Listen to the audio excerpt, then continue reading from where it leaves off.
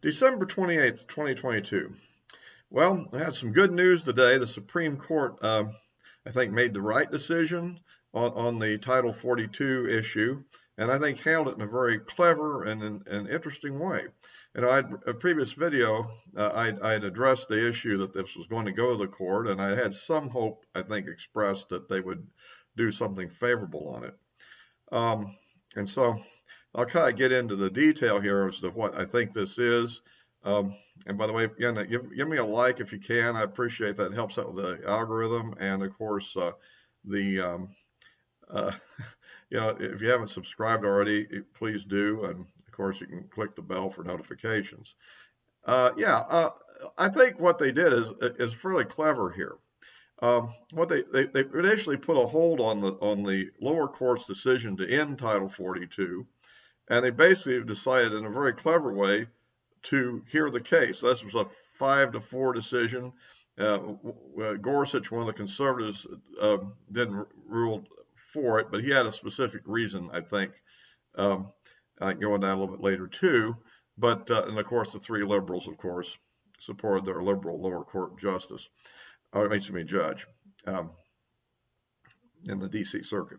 So essentially what they've done is put a hold on it, and then they agreed that they're going to hear the case, and then they'll make a ruling. Well, you know how Supreme Court cases can go. I mean, they're going to hear the case in February, and then the ruling, written ruling might not come out to June. I mean, often they don't. So they could essentially put a hold of several months on there and not even set an actual precedent on the issue. Simply by hearing the case and taking time with it and keeping it on hold, they may very well rule that he can't remove Title 42. They may simply rule that certain conditions need to be met first, or we don't know what they're going to do. But the key thing is, some people are concerned it might set a precedent, and I think Gorsuch in particular was probably worried about that. But maybe he realized that 5 other people are going to make the correct decision practically, and said, "Well, I can easily make a statement of principle here without really doing any damage." At any rate, I think this is going to be kind of interesting to see what they ultimately decide to do. But I mean, they could drag this thing out to as late as June without setting any precedent at all, and ultimately rule that the thing should end or whenever they want to, which gives Congress a time to take some sort of action. Of course, as we've also discussed previously, Congress has been weakened in the ability to do it because obviously the Democrats in the House aren't too keen on this, and the Republicans, of course, have been weakened because of the decision to go ahead with a full spending bill. They can't hold that hostage or attach that to the bill, which is what I was hoping for. A lot of other people are more upset about other issues in it, but I'm not as much upset about those because the overall level of government spending, which I agree is too high, but most of that is not in this particular bill. Most of it's in the rest of the spending that goes on, and that's even more difficult to deal with. But on this case, I think at least we've held things up for now and kept things about like they were.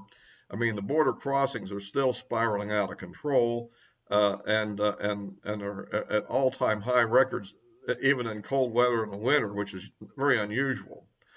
And of course, I think that what really obviously needs to be done, we need to have legislative changes, and actually, even without a wall as such, and I'm for the wall, of course, I'm for the wall, I've always been, but even without that, if we simply change the law and ended asylum, or at least ended asylum simply by saying, "Gee, I want asylum," basically they should have to have some kind of evidence presented before they're allowed to free in the country that they really are a victim of persecution.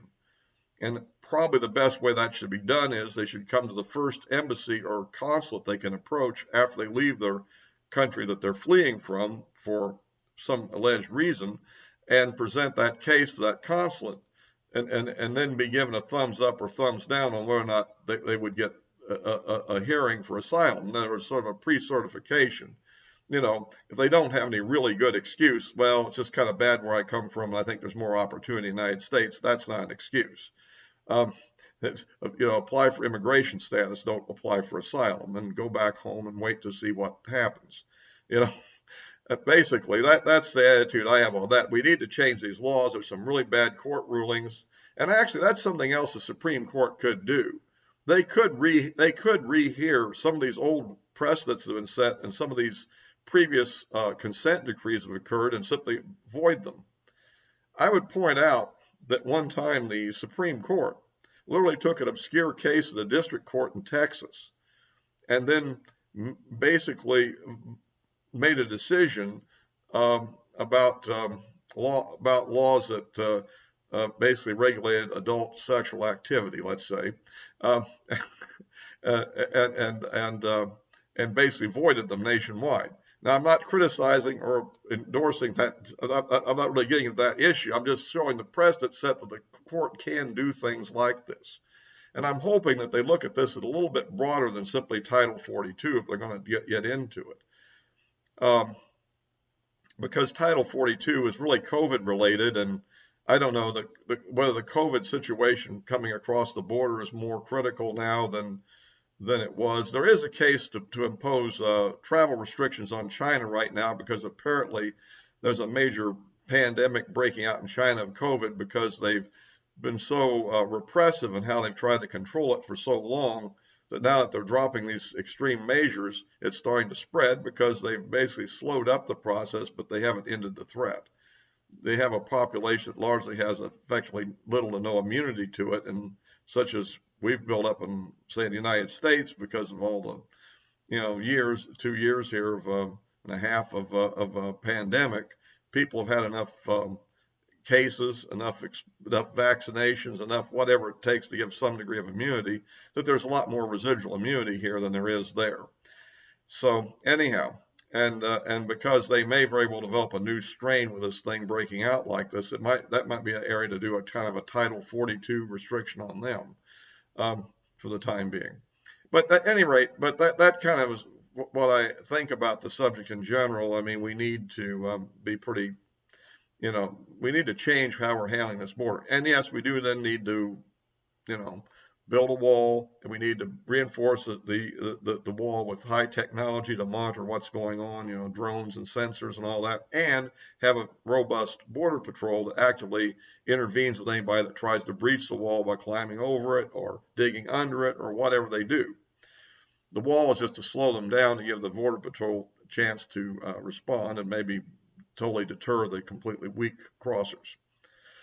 Okay, well, that's kind of that. And otherwise, I guess as we near the end of the year, we're continuing to focus on the situation in Ukraine. Not a whole lot. It seems like it's basically a stalemate to me. There's a lot of propaganda moves going on. The Ukrainians managed to send another drone to attack the Engels Air Base, but apparently it was shot down by terminal defense by the Russians, probably their Pantsir defense system, which uses 30 millimeter auto cans directed by radar. And apparently, since the thing actually crashed into the base and apparently killed 3 airmen, but didn't do any other damage apparently. Well, when you have something that heading toward you of a certain mass and it's disabled, doesn't necessarily mean it's not going to come down and roll into something. But apparently, it didn't manage to hit the exact place it wanted to hit either. Apparently.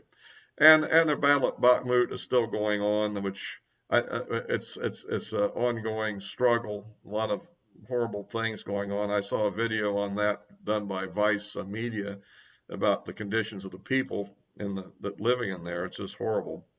I don't know exactly why the Ukrainian government hasn't evacuated all their civilians from this thing, just to be on the safe side, except for those that have taken up arms and are actively fighting anyhow. But at any rate, I was seeing some nice people there, and I'm going, if the Russians do conquer it and they meet up with these Wagner mercenaries, I mean, I hate to think about that, because those are hardened criminals that have been recruited into being mercenary troops with a promise of freedom if they serve for 6 months, a promise of prompt execution if they desert.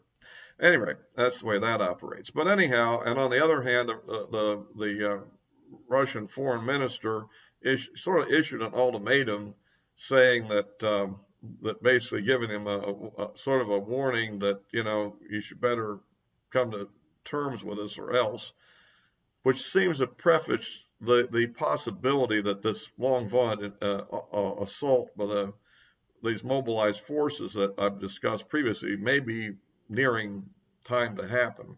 Although I don't know exactly when that will occur exactly. It probably depends on logistics, readiness of the troops, and the ground being hard enough for mobile operations. So we'll just have to wait and see on that. That's going to be pretty interesting to see what that is and how dangerous that will end up being. Some of the possibilities which I've discussed do possess some escalatory possibilities depending on how NATO reacts to them. Others probably will just be horrible battles. At any rate, so that's kind of that. I always want to kind of keep up with that other topic. And so I'll be wrapping this up for now. As always, I'll post on Rumble as well. And of course, you can follow my day-to-day thinking on Twitter, where I tend to, kind of put out, my current thoughts. So until next time, all for now.